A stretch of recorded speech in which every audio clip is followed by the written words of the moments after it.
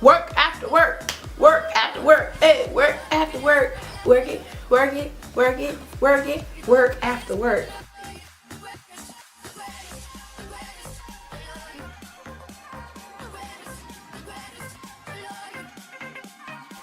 Hey, what's up? It's your girl Sky with an I coming to you real quick just to make a short video. I work 2 jobs, and of course I'm an entrepreneur, and this is for my millennial entrepreneurs out there. Yes, to all of you out there, especially the young millennial women that are business owners and entrepreneurs and just creatives. I just wanted to make this video to keep you encouraged and to just give you a few tips while you're still having to work a 9 to 5. Because as we all know, where we are right now in life, of course we can't just quit our jobs and and jump straight into our business. I wish we could. Okay, so tip number 1. First thing that you need to do is visualize. You need to visualize where you want to be and where you want your business and brand to be. If you're able to do that, then you're able to hold on to your why. You need to hold on to that why every single day. Why are you going to this 9 to 5? What is this 9 to 5 supposed to do for you? Not just to help you survive, because of course we all need to be surviving. We all gotta survive. And there is a time when we'll all be in survival mode, but you don't want to always be in that mode for the rest of your life. And we all know there is no such thing as job security. So you can't rely so heavily upon this job. You can for right now, but don't get too comfortable with the 9 to 5. One, like I mentioned, you visualize. And you function as if you have made it. You know what that successful you would do. What would that successful you do every day? How would that successful you operate? And whatever way that that successful way of you, that successful version of you is operating, and how you think you would be operating when you get to that point, that's how you need to be operating right now. And as I said, don't become too reliant on your 9 to 5. Don't become too reliant on your 9 to 5. And step 2, before going to your 9 to 5, you need to work for your business or your brand. There needs to be something that you do to kickstart your day and have those creative juices and that momentum just flowing all throughout the day. That way when you get home, that if you've started with that in the beginning of your day, when you get home after work and you might be a little tired, that momentum is still there. Those creative juices have been flowing all day long. So you've probably been brainstorming things, just collecting ideas. So work on something creative for your business, whether it be whether it be raw material, videos, thumbnails that you need. And I mention those things because I am a YouTuber, so of course my creative things for the beginning of my day is a little bit different. I'm also a film production studio, so of course me looking at videos, me looking at thumbnails, this is just part of my business. It's a part of what I have to do, writing scripts, creating storyboards, all those different creative juices flowing in the beginning of the day. They really help. And then any work that you have previously worked on, look at it with fresh eyes. Look at the video, look at the edits, look at that final version that you thought was done, look at it and see it with fresh eyes. Also, give yourself a few minutes to review your to-do list. I am the queen of to-do lists. Like, that's just me. I have plenty of lists. I love lists. They keep me organized. I love writing stuff down. Like, it's just, I am a list person. I have notebooks that are filled. I journal. I love to write things down. And so when you allow yourself to have that time to review your to-do list, no matter how long you've had that to-do list, you know, it might not be one that you just created. It could have been one from maybe 2 weeks ago or a month ago where there was a larger project on there that you needed to get completed, or was going to take a little bit longer, or there was something you wrote down and it was for the future. But when you go back through and you review your to-do list, and also combining them, if you have a whole bunch of different ones, combining them to one, then you're able to see, okay, these are the tasks that I need to get done. Okay, my mind needs to stay on this. And so all of that creative juices and this momentum, and now you know how to aim those creative juices and that momentum. You know exactly what you need to get done. So it helps the process so much more. And it keeps you so excited about your business and your branding. All right, and then this is a no-no. Do not let the time in the morning that you work and you spend on your business be checking emails and replying to emails. Don't let it be that. Emails, you can always reply to emails. You'll always have time to reply to people. And see, in the beginning of the day, you want to be active. You want to be proactive. You want to be active and proactive and not just responsive. You know, when you are just responding to all these emails, you're just being responsive. And then sometimes you can get so caught up in that same responsive kind of vibe for the day where a whole entire day could be gone because all you've been doing is just responding and you haven't allowed yourself to proactively do something for your business besides checking emails and responding to other people's requests. All right, step number 3.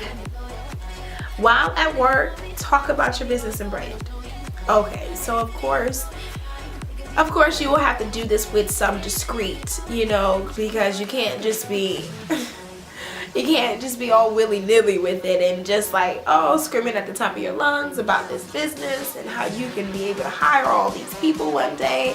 No, because you don't want there to be a conflict of interest. You don't want your supervisors or anybody else that has more authority over you to look at you sideways or to be wondering what are your true motives. Even though they may already know that you're not going to stay, you're not going to be there forever, but they still want to know that you're still committed while you're there. So of course you can talk about it with your coworkers, your closest girls that you work with, share, tell people about the process. You don't have to go in too many details and you don't even have to make the full conversation about you, but just get in the habit of talking about it. Let the people know around you what you have going on, because not only does it help you and build confidence in what you're doing, but it also sparks them. And see, we're not only lights to just hog the spotlight, but we're lights so that we can light up other people. We can light them up. We can spark their creativity. We can get momentum going to them. They may just be inspired by you, and you come into work every day and they see how hard you work at your workplace, and they hear what you do when you're not at work, when you're after work for your business and your brand, and they hear that and they get inspired. They get inspired, and then pretty soon you hear conversations where they'll be asking for your advice on certain things, or they'll want to talk to you about business ideas they've been wanting to start. And then you see how the impact and the passion that you have for your business has spilled over, and now it's making an impact on the people around you. Also, be social, but not too much girl talk. I realized that I can have a lot of time for girl talk at my job when it's slow and calls are not coming in like that. You can talk about a lot of different things, like a multitude of different things. There could be so many different conversations about what's going on in the job place, at the workplace, what's going on at people's homes, their love lives. It's just so many different things you can talk about, but don't get caught up in girl talk. You still need that momentum that you created earlier in the day, you still need that to flow for you. You still need that to keep you going. But if you allow girl talk to kind of get in the way a little bit, then it will slow you down and your mind will no longer be on those creative juices that have been blended up earlier in the day. But now it's on, the TV show that you guys are all watching, binge watching, or it's about something else. And you want to make sure that you stay focused. You don't know how long your coworkers are expecting to be at that job, but you know that you are creating your exit strategy to leave the 9-to-5 lifestyle. So you have to remain focused. And then also, this leads right into it, still brainstorm so then when you are off, you're able to achieve it. Like this video here, I brainstormed this while I was at work, and I was able to have my supervisor print off my notes for me because while it was downtime, I was writing my talking points. Like stuff like that, and allowing your brainstorming to continue to flow over to where when you get home, all you have to do is beat your face and get in front of the camera and you back. But no, seriously, continue to brainstorm. Write down notes, send off an email, whether you can send emails to yourself, you know, whatever it is, just whatever you write down in your brainstorming, one, write it down, and then two, get it to yourself outside of the workplace. Either print it off or email it to yourself or something.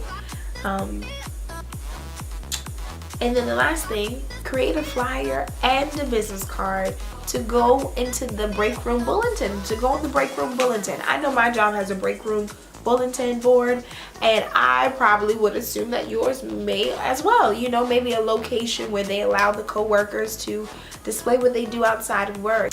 All right, so number 4, find your mentors and your mentorships. Find your mentors and your mentorships and keep your mind growing and visualizing. Find your mentors and your mentorships and keep your mind growing and visualizing. So when I say find your mentors, sometimes you won't actually be able to find an actual person, like a physical person that you can talk to and you can ask questions with and all of this. Sometimes you just don't have that. But what you do have is the library, where you can read their words, where you can learn what they learn, where you can shorten your learning curve. And so that's what I recommend. Go to your local library. Do not sleep on the library. I love the library because of the free resources. They're so helpful. They want to help you get your research. I love the library. I love the library. And every time I'm in there, I always tell them I love the library. I need to truly become a friend of the library where I just donate. But I love the library. So you can find them at the library. You can listen to them on YouTube. We know YouTube is an amazing platform, not only for people to get their voices and opinions out, but also to teach. I have learned a lot on YouTube, like we all have. We're millennials. YouTube is our thing. We grew up with YouTube. And then also find social circles. Acting classes, volunteering, social clubs, Facebook. Just find something and somebody. Sometimes you may not even find an actual social club, and it may be a virtual one, like on Facebook, different Facebook groups or anything like that.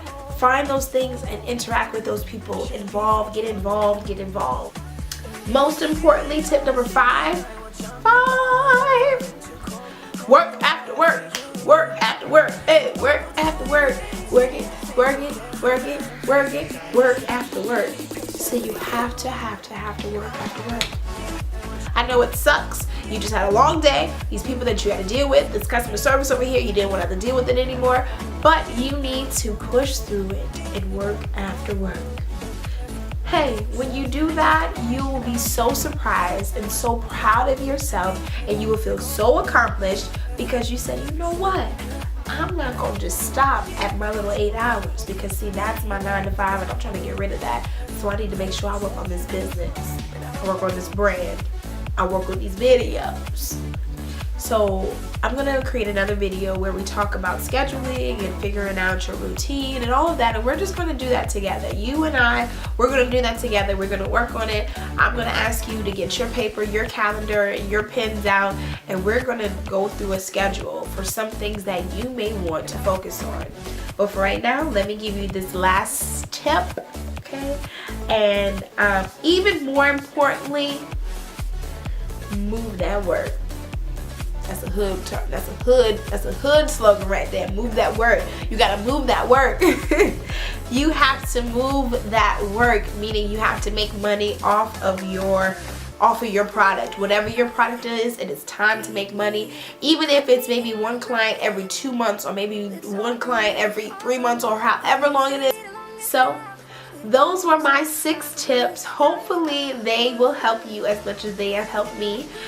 Please stay tuned to the rest of my videos. I will be making more videos to show you and help you stay focused on your business and brand while working your 9 to 5, and how to just stay fly while, you know, just living that entrepreneur lifestyle while still working a 9 to 5. So it's a baddie on a budget. Baddie on the budget. Baddie on the budget. Baddie on the budget. Baddie on the budget. Hey. So thank you guys so much for watching. Hopefully you enjoyed. Hopefully you were able to get some tips that helped you. So let me know what else you want. I will be seeing you guys soon with my next video. Mwah. Ciao.